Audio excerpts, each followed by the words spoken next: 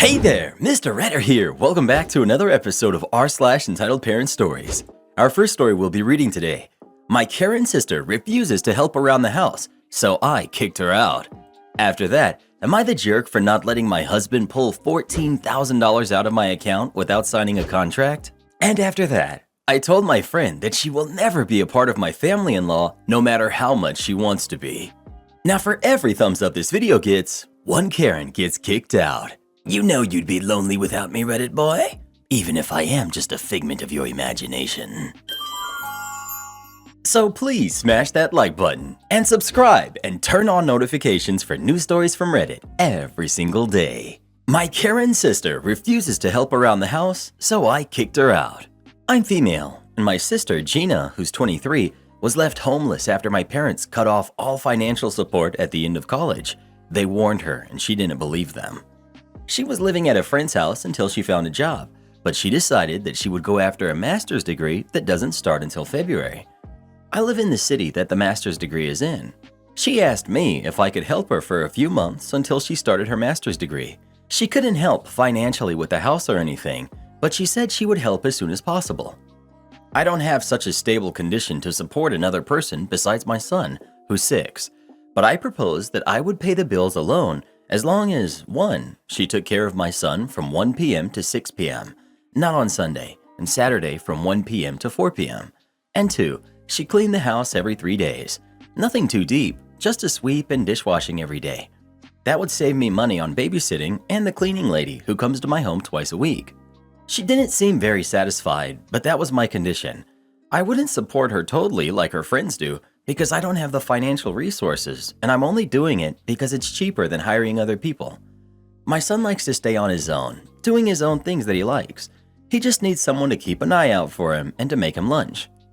After 2 weeks of her living here, me paying all of the bills and food, even the car which she uses a few times a week, she sat down and talked to me. Said that she accepted because of my condition, but that she was child-free for a reason, and that was precisely not having to take care of kids or to deal with them constantly. We argued about it, but I asked her to continue caring for him at least this week to give me time to hire someone else. That was on Wednesday. She agreed, and when it was Thursday, she called me saying she couldn't do it and for me to try to find someone else. I was irritated, and even more so when I saw a pile of yesterday's dirty dishes when I arrived. I told her that my condition to support her until December was for her to take care of my nephew and clean the house. She refuses to do either now, so I'm no longer interested in her staying at my home and me having more expenses, so it was better for her to move. She started saying that she would eventually pay for everything when possible and that I was using her by asking her to work without being paid properly. We argued, but I made my decision and I gave her 15 days to move. She's calling me the jerk. Am I the jerk? Not the jerk.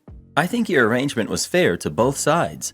If she can't hold up her part, then you're not under any obligation to hold up yours. Not the jerk. I wouldn't have even given her 15 days, OP. That was nice of you. She wants to use you, but doesn't want to help in any way. Your conditions were fair, but that wasn't good enough for her, so she needs to go. Not the jerk. Is there a reason she can't work and earn money? People in graduate school, heck, even undergrad, usually work. You told her your reasonable conditions and she agreed. If she's backing out now, it's reasonable for you to give her notice to find her own place and a job. Well, who do you think is the jerk? OP or their sister? Please let us know. Her sister sounds almost as useless as you are, Reddit boy. Am I the jerk for not letting my husband pull $14,000 out of my account without signing a contract? I, female 36, have been married to my husband, who's 42, for 2 years. I've never been married before him, but he was married twice and has 6 kids. He requested our finances to be split. Fine by me, because seeing how he blows through his money is so frustrating. He says he has kids, commitments, and has to provide, but I don't think that kids would need that much money to live like the other kids. His bank account is almost always empty, whilst mine has over $20,000 in it. We take turns paying for daily expenses and stuff. Lately, he's been struggling with money. He borrowed from a number of people, including my own brother, about $4,000 from him just a week ago. He just seemed desperate for money. I asked what the deal was, and he said that he needed the money for the kids, which seemed fishy since kids don't really need that much money for their expenses. The eldest is 16. He came and asked to borrow $14,000 from me, pull it from my account and into his. I tried asking him what he needed the money for, but he said it was none of my business, then insisted that he'll return it ASAP. I said okay, but under the condition that he sign a contract stating he'll return the money in full. He acted all shocked and offended, then went on about how I don't trust him and his word. I told him that's all I got and this was my one and only condition. He kept ranting about how I'm refusing to help and making the situation more difficult for him instead of cooperating.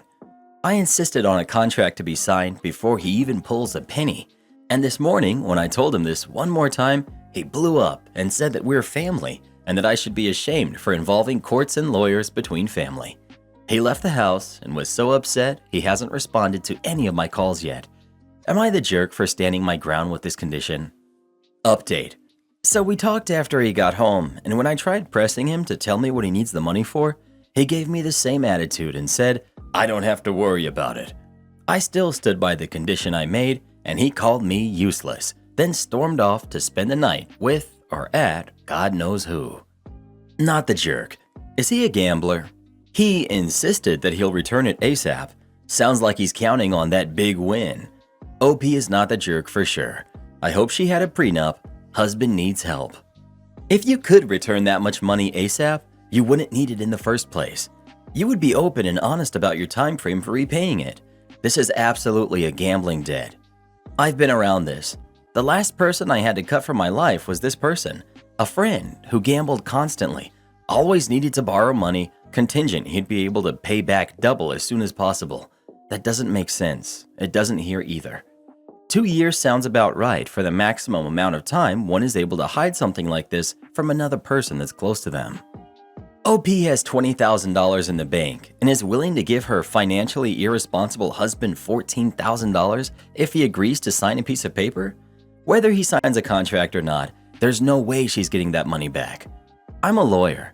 In most small claims court, you can only sue for $5,000 or maybe $10,000, and even that takes time and effort just to get the judgment.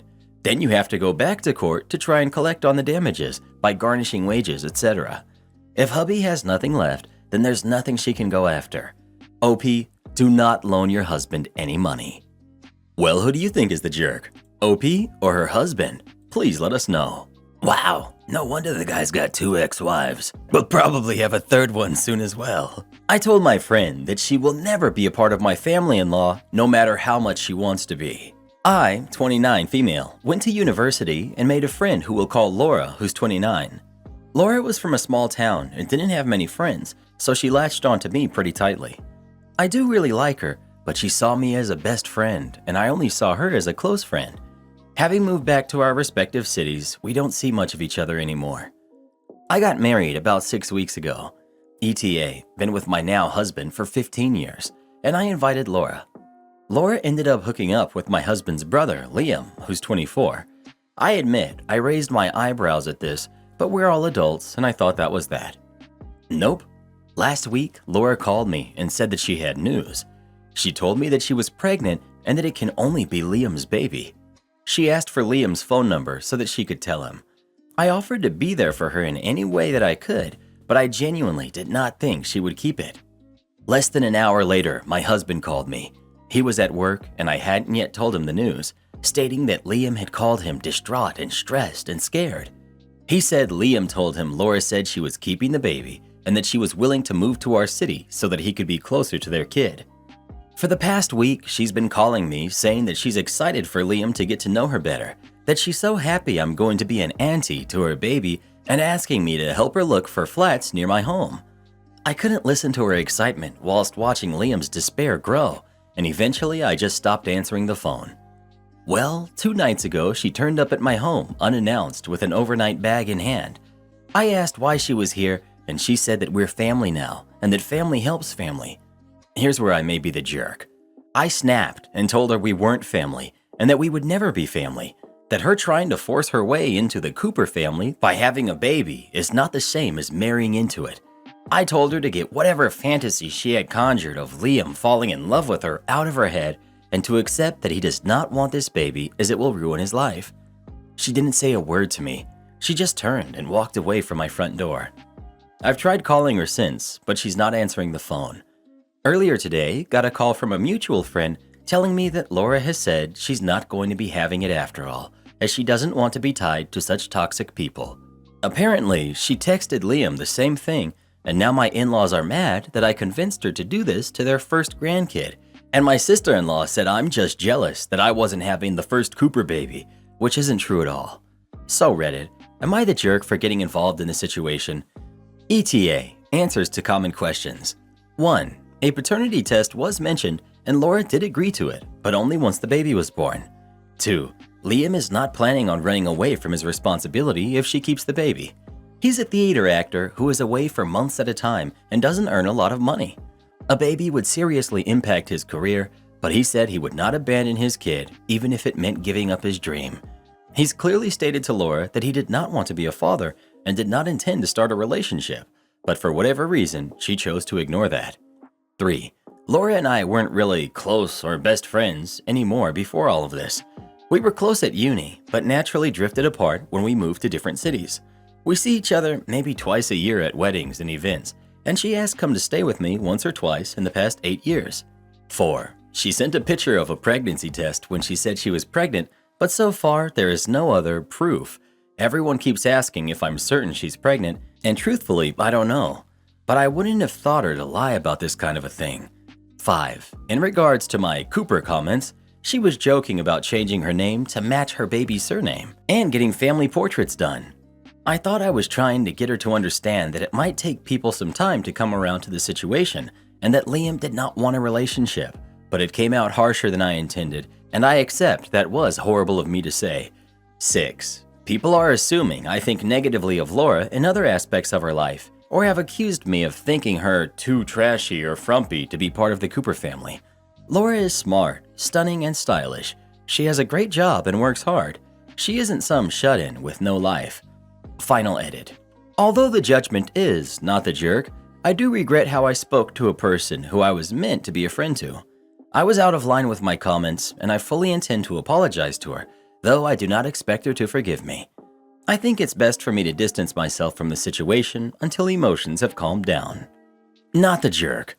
I personally think that having a baby by a stranger, especially one that does not want the kid, is very unlikely to go well.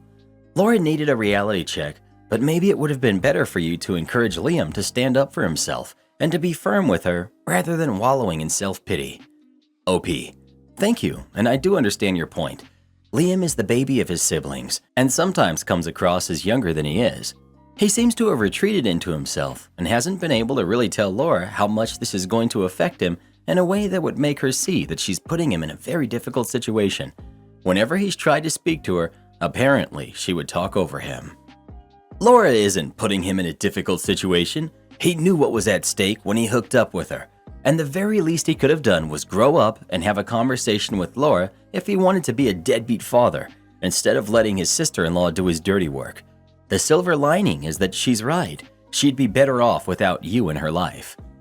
The fact that after she was apparently head over heels about this baby and then immediately jumped to not having it says to me that there was never a baby to begin with, and she has some strange obsession with OP and is using this invented situation to force herself into her life. I'm divided, but I would go with not the jerk. I don't think she's mentally well. She hooked up with him, got pregnant, and thinks that the whole family is also hers now, and she could do what she wants? That's uncomfortable crazy, and I think she did it on purpose to get pregnant. Did she even have proof of it? It could be a lie. And then she stood unannounced in front of your door, demanding you to take her in? Did she talk with Liam about what she wanted, or did she decide all of this stuff by herself? She's delusional and thought that a baby trap would give her the family she wants. She needs therapy, and you need to go no contact with her because of her craziness. Everyone sucks here. Liam is a big boy.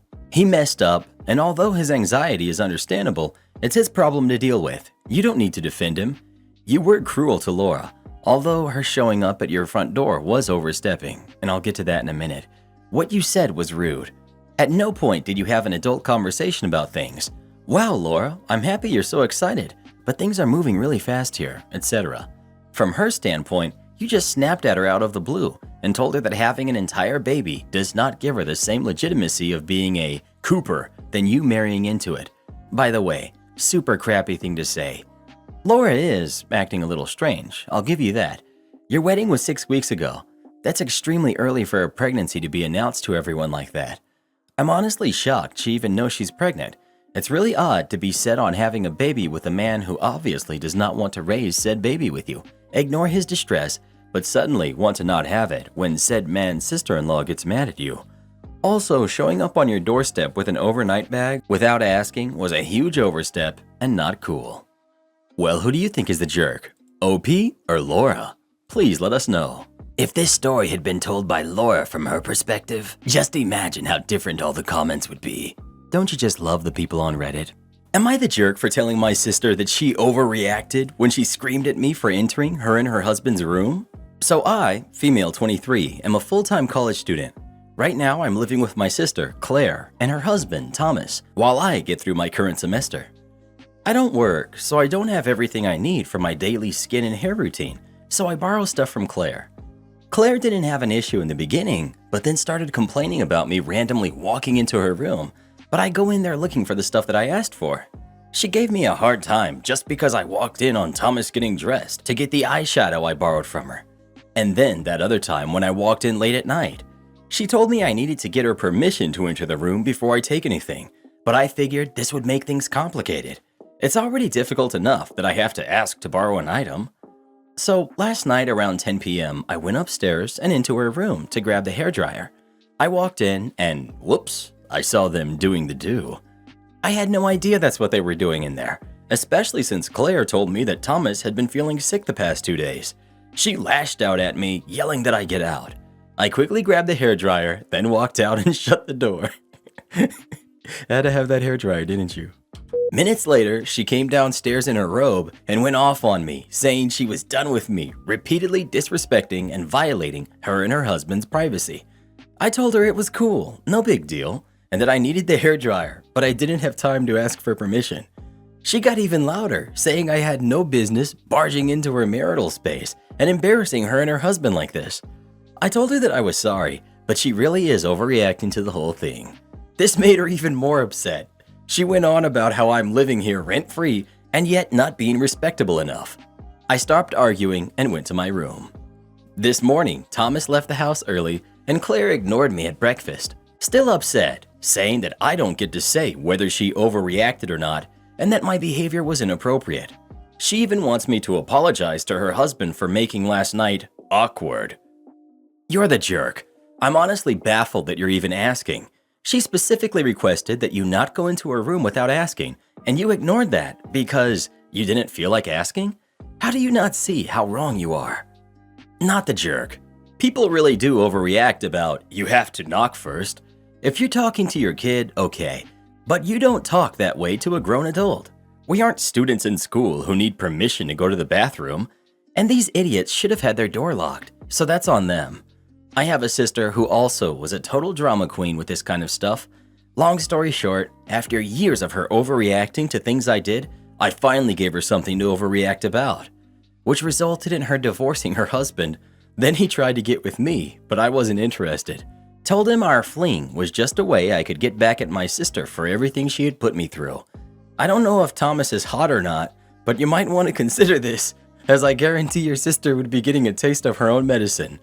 One thing I found in my 26 years of life is there's no better way to get revenge on a bad woman than to hook up with her hubby. I know that makes me sound like a total jerk, but after everything I've been through, I think I deserve to be a jerk sometimes. Well, who do you think is the jerk?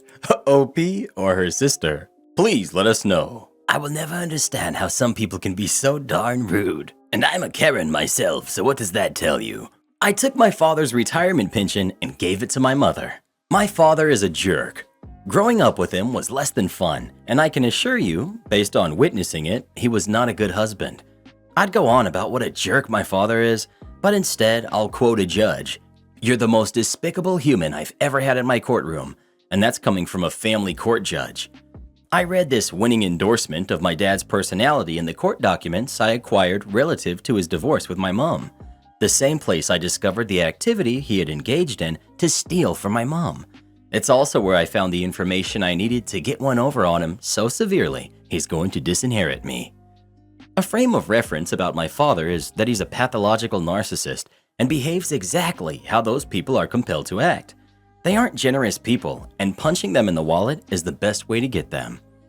About 10 months ago, when our tale begins, I was going through some stuff. Stuff being a whole lot of PTSD related to both my dad's treatment and my job as a paramedic. He did a ton that affected me deeply, things that I needed to move past, along with all the other stress from 15 years of EMS. I'm trying to move past and trying to work through everything. I quit drinking, started getting therapy, and I was thinking having my dad involved might help me in our relationship. Well, I seriously misjudged that one, so you'll probably be unsurprised to hear that conversation went swimmingly. I'll spare you the details, but when I broached the subject with him, our back and forth degenerated into him screaming at me that I'm a failed paramedic, liar, and an alcoholic. While I have certain pride about my job, I have more pride in my 14-month sobriety, so hearing this from my old man might have caused me to behave a bit psychotically. I got right ticked off at him and decided to dig up every bit of dirt I could, see what kind of man he actually is and has been. When it was convenient, I hopped in the mystery machine before taking a trip to the courthouse. Everything is public record, so I bulk bought copies before retiring to my easy chair to read, plot, and pet my white long-haired cat. For good measure, I obtained a file of divorce document from my mother. Soon enough, I hit upon a line of inquiry worth following up on. It seems that during the final settlement of my parents' divorce, in 2002, my mother was awarded 1/3 of my father's employment pension. She was a stay-at-home mother and could not earn one herself, so it was given to her by a judge. Mighty strange, because my father, as he brags, took a nearly full pension and retired a bit early. No way that jerk was living the last 10 years after retiring early on 2/3 of a pension. He isn't constantly complaining about it. So I asked my mother if she was collecting a pension from his job or had cashed out the value, $100,000 plus at the time, 20 years ago. No to both questions. Well, that's interesting. I wonder if that's collectible on, and what 20 years of compound interest from a pension fund makes it worth. Well, I did eventually find out, along with the fact that my dear old dad had been collecting my mother's portion for 10 years, in open violation of a legal order from a judge. Why didn't my mother pursue this sooner? A combination of being unable to afford a lawyer, being his victim for 20 years, and pessimism after so much of his continued dodging obligation to the order, she just quit. There's effectively no statute of limitations he could hide behind because of the wording of the settlement. As far as I could tell, I had him dead to rights, and my mother would be collecting. It would be a slam dunk. I just needed to hire a lawyer to help me, so I set out to find the most unbalanced psycho who passed the bar exam. As it says in the good book, do unto others as they would do unto you. So that's what I set out to do. My lawyer suggested we send a demand letter to the pension office to try and remedy it before filing what would undoubtedly be an easy win for him. I agreed in spirit and instead phoned up the pension office and got put through to the woman managing my father's file. Well, she was a delight, and it was a trivial matter for me to get her to loathe my dad. We talked for 45 minutes, and all our conversations about life, families, and relationships, we got down to some things of note. Since I could show her correspondence her office had sent to my father, CC'd my mom on some years ago, and ongoing for 5 consecutive years trying to resolve this matter, which he had ignored, she was more than willing to start the process on remedy immediately. Full cooperation from this lady in her office was a matter of merely providing documentation, and with my lawyer on retainer, this office was beyond asking my father to comply. They complied for him. About 2 months since I last spoke to my father, and he now had no idea his pension was about to take a serious hit.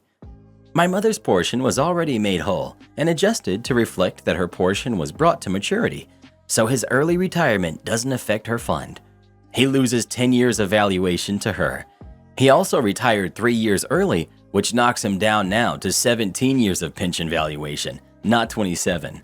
If you'd forgotten, my dad had been collecting my mom's money and was overpaid by $30,000 per year for the last 10 years. Like I said, mom was made whole, so the pension company is going to claw back that overpayment from his current pension fund. As much as I did this for spite and malicious glee, I did do it to give my mom a chance at a proper retirement. My mother started collecting her pension about 3 months after I contacted the pension office, and to celebrate, she bought tickets to New Zealand for the family for Christmas, so we can see our relatives. I was able to get most of my retainer from the lawyer back, and to celebrate, I went online to order a glitter bomb. I was able to ship it to my old man anonymously from another country. God bless the USA. I heard from my sister he opened it up in his car. He'll never get rid of it. Am I the jerk for leaving after I found out my sister-in-law was lying about her food allergy? I, female 18, turned 18 in early August. For my 18th birthday, I wanted to go out and celebrate with my family by going to my favorite Chinese restaurant. I'm quite a picky eater. I'm autistic and have issues with textures, but any type of Asian food is safe food for me. When it comes to more Western cuisine, I don't have a lot of options unless I make it at home. Everything was organized and ready to go, but a week prior to my birthday, my brother's fiance, Vicky, who's 27, said that she can't go. She said she has a seafood allergy, and after contacting the restaurant, they said that they can't realistically cater to her and politely advised that she doesn't eat there. Vicky and my brother suggested that we go to this Italian restaurant instead. Everyone was on board, but I don't like Italian food. The textures of cheese, pasta, and all of it is just gross to me. I got upset because it was supposed to be a dinner for my birthday, and it was like I was forgotten about. I talked to my parents, and they told me to stop complaining. Vicky can't help having an allergy. So I sucked it up and went. I spent my birthday miserable and ended up just sneaking in my own snacks into the restaurant. Well, last weekend I spontaneously went over to my brother's house with no warning because I had forgotten my hoodie there from a few days prior. My brother let me inside, and I saw Vicky sit on the couch scoffing tuna like it's nobody's business. Me: I thought you were allergic to seafood. Vicky: what are you talking about? Me: my 18th birthday last month. You said we couldn't go to the Chinese restaurant because you're allergic to seafood. Vicky: well, I'm not medically allergic. I just can't stand the smell of all those shrimps and prawns. It makes me feel nauseous. Me: so you ruined my 18th birthday because you don't like how seafood smells? Wow. I stormed out and blocked Vicky and my brother on everything. I couldn't believe this. I talked to my parents. They think I'm being dramatic and that it's just a restaurant, and told me to apologize to Vicky for speaking to her like that in her home. I was so angry, I went to stay with my boyfriend's family for a few days, who very kindly let me stay. My family thinks I went super overboard and are calling me a brat and entitled. I don't know how to feel. Was I the jerk? Not the jerk. I would usually agree with your parents and say that we should do what we can to make people with food allergies feel welcome. That means switching restaurants if someone can't eat at a particular restaurant. But this situation is different. First of all, as you said, it was your birthday. The right thing to do was for Vicky not to attend or to arrange with the restaurant to be allowed to bring her own food. She's not your blood relative, so she didn't have to be there. It's not okay that your parents let your brother and his girlfriend pick a restaurant you didn't like. You should ask them to take you out again to a restaurant of your choosing. Yes, you are angry about this, and I don't blame you. No one listened to you. Your parents let Vicky ruin your birthday. Now people are still dismissing and minimizing what you're saying. That would annoy anyone. I tried to save her $71, but Karen wanted a $100 Visa gift card. I was a department manager at an arts and crafts store a few years ago. A warm, pre-lockdown Saturday morning in May of 2018. I get called up by cashier who is known to be very soft-spoken. All the cashiers are busy. Holding up register 3 is a middle-aged lady with 2 carts chock full of crafts and baking stuff. The issue was the customer's 10% off coupon was expired by over a week and it was not working. Her total was around $557.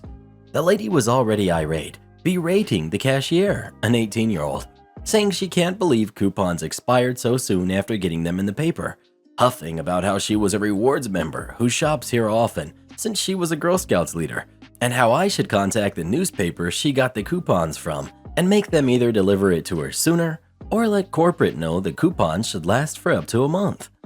I de-escalated the situation and apologized while explaining that I couldn't make corporate stop running different sales every week, but I would certainly manually take off the 10% myself.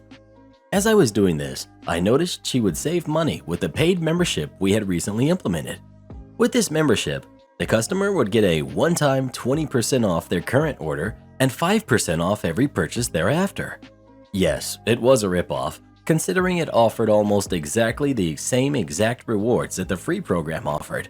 But seeing this lady had a huge order, I pointed out that not only would she get the membership essentially free, but it would save her $71, $20 more than she would have saved with her expired coupon.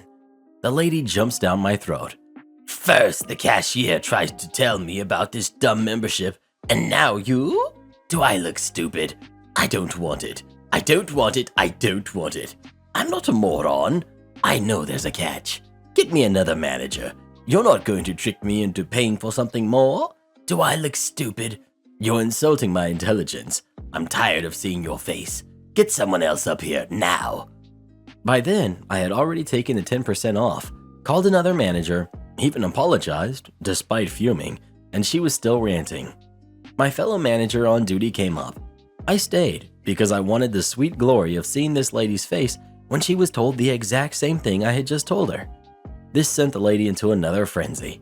We got the district manager on the line, who had literally left minutes before the interaction started, from a meeting where he commended me on being the best salesperson of this membership in the district, and he had to explain to her the same policy, that every employee was required by the company to offer this membership, and we were not trying to rip her off, but we apologized for the inconvenience. She still did not leave. Eventually, I asked her what she wanted, what it is that she wanted out of this interaction that by now had caused a whole scene and had taken up over half an hour. She demanded a $100 gift card, not to the store, but a $100 Visa gift card for wasting her time.